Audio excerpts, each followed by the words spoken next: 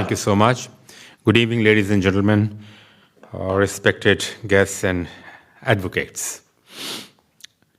So, human trafficking, in fact, wears many disguises.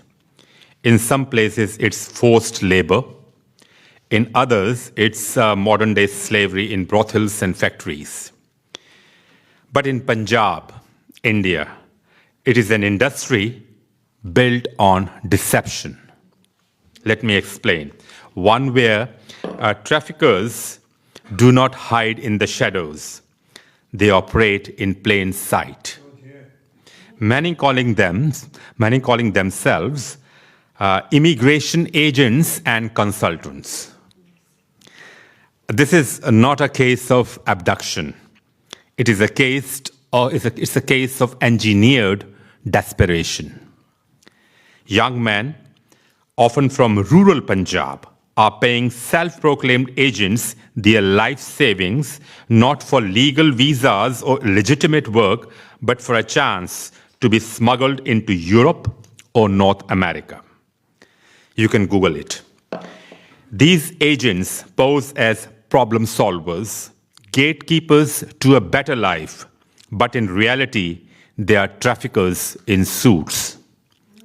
Families sell land, take out loans, and place their futures in the hands of men who promise visas that do not exist. What follows is the brutal journey. Hidden in trucks, crossing continents through smuggling rings, or being abandoned at borders. Others are detained, deported, or forced into exploitative labor. This month, the scale of this racket was exposed when plane loads of undocumented Indians, many from Punjab, were deported from the United States. You can again Google it. Chained at their wrists and ankles like criminals. But these were not criminals, actually. They were victims.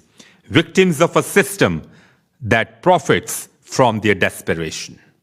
For years, these traffickers operated unchecked.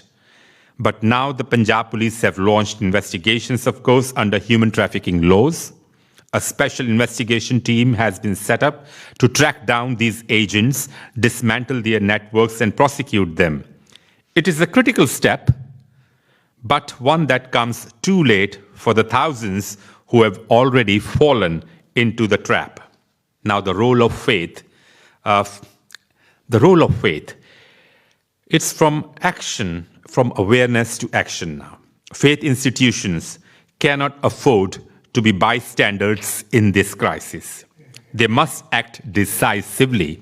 They must act strategically. Number one, how they can do that, that's exposing the lie. Traffickers thrive on desperation, as I mentioned before. Their business model depends on selling dreams that have no foundation. Gurdwaras, churches, mosques, and temples must become information hubs. Bringing in legal experts, deportees, and law enforcement to warn communities about the realities of illegal migration. A shattered illusion today is better than a ruined life tomorrow.